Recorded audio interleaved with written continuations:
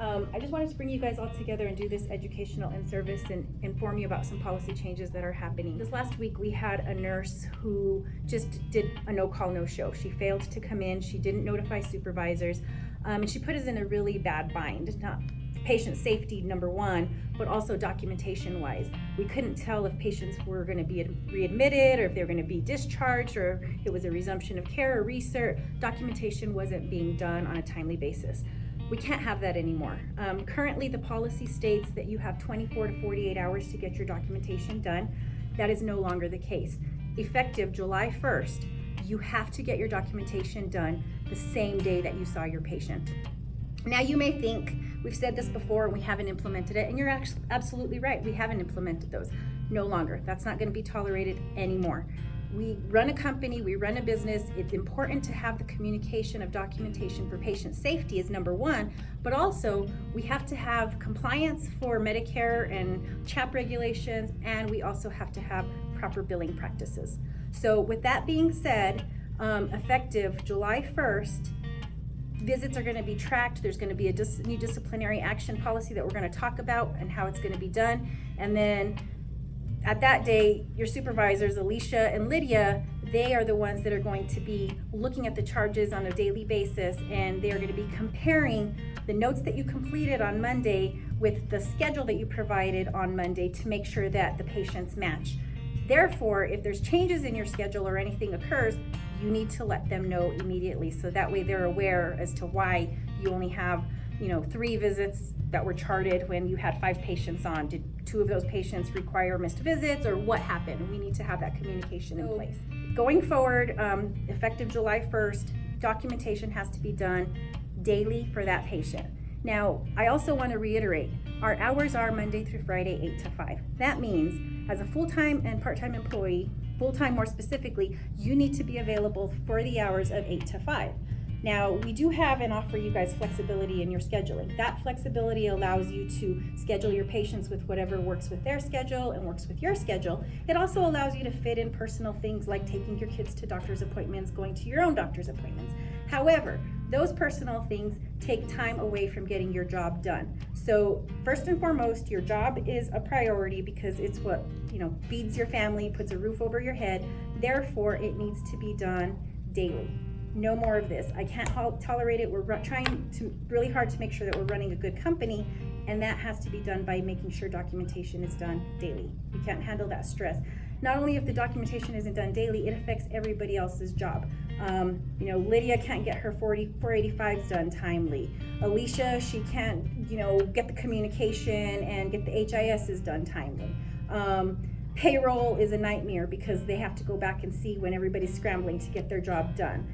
Billing doesn't take place. All of these things are affected. So authorizations for Laura, we all work together as a team. We have to do that in order to make sure that life is easier and things are going well.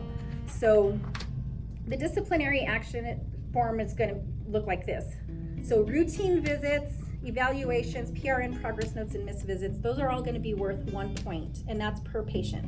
What's going to happen is on a weekly basis, your supervisors, Alicia or Lydia, are going to look at your documentation, and they're going to look and see, and they're going to compare it to your schedule. And if, for example, on Monday you had 5 patients that you were supposed to see, everything went well, it was a good day, you saw your 5 patients, but on Tuesday when they come in, only 3 of those patients were documented already, completed, locked, everything, documentation done, you will get 2 points towards your disciplinary action. A total of 10 points in a week means that that's automatic write-up, okay? We will follow the disciplinary action policy, so it might start off with the first verbal written warning, second would be just, a written warning, third, fourth, it can go as far as termination.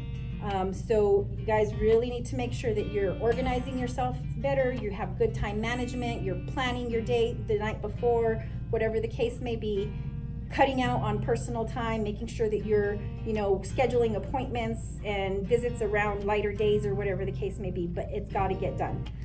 So routine visits, evaluations, PRN progress notes, missed visits are 1 point per patient. Start a Care Oasis or any kind of Oasis document has to be sent to coding on the same day that you saw that patient, okay? There will be instances and rarities where you couldn't complete the OASIS because the patient got too tired and you couldn't do it or whatever, so you have to come back the next day. That should be communicated to your supervisor as to why, so that way we are aware and you don't get this point knocked off. Starter cares or any OASIS document is worth 2 points because that's a really heavy thing that needs to be done. The other thing that is also in the 1 point section is admission assessment, recertifications for hospice. Okay. And then in Starter Care OASIS, admission assessment for hospice is also worth 2 points per patient. That should be done daily. Completing and locking your OASIS. It has to be locked the same day that the text is sent to you by either Diana or Becky. If you are not locking your OASIS within that day, a point per day that you don't lock it is going to be added to your disciplinary action, okay? Orders and 485s, not pulling the 485 down on starter care or resumption of care or recert, not resumption of care, but recert is 1 point per patient as well. If you have outstanding orders that are not completed and locked, that's 1 point per patient. So as you can see, this point system can add up timely. There's not a lot of whole wiggle room for you guys to not get your documentation done timely. We understand that there are going to be some exceptions in times where you're going to have problems and we're going to hear all the excuses, oh, my browser wasn't working or the internet didn't do this or whatever the case may be. You have to show proof that your browser wasn't working when you were charting at night. We also need to take it a step further and say, you know what, I called healthcare first. This is the person that I spoke to. This is the ticket number that I got. You try to do things to make sure that your documentation was done timely. If it's not, and you just kind of left it there and let it for somebody else to do, that's not an acceptable reason. With that as well, those times we'll take those into consideration. But unfortunately, right now, not getting your documentation done timely, that has become the rule, not the exception. We need to flip that around. Documentation has to be done timely. That's the rule. It not happening timely, that's the exception. We want you guys to know, we know this is going to be a harder system to get into and get used to. So effective July 1st is when we're going to start putting things into place. But you will not be held and disciplinary actions will not be counted against you until August 1st. So you will have 1 month to get yourself used to transitioning, gives us time to transition to this new process, but then come August 1st, disciplinary actions will start and people will be getting written up, and if there's not change and compliance to make sure that we have people working together cohesively to accomplish the same goal, then unfortunately some of those individuals will be let go at that time as well. So with that being said, we also want to talk about admissions, and I'm going to turn it over to Alicia and Lydia to talk about that with you guys. Okay, as far as hospice admissions go, you guys know that I'm always asking if somebody's available, if somebody can help, and I'm not willing to turn away a patient. At this point, you all are very low, so we have implemented a new policy that's going to go in. So every week there must be 3 nurses each day available for admits. So when you send me your schedule, you have to give me 2 days. This goes for every single nurse. And if those days are full, then I will let you know. If you do not respond, then I'm just going to stick you where it's needed, because we cannot let our census drop. Okay, so today we have Melissa Lopez, who's a hospice RN, that's going to give tips on efficiently and thoroughly doing documentation.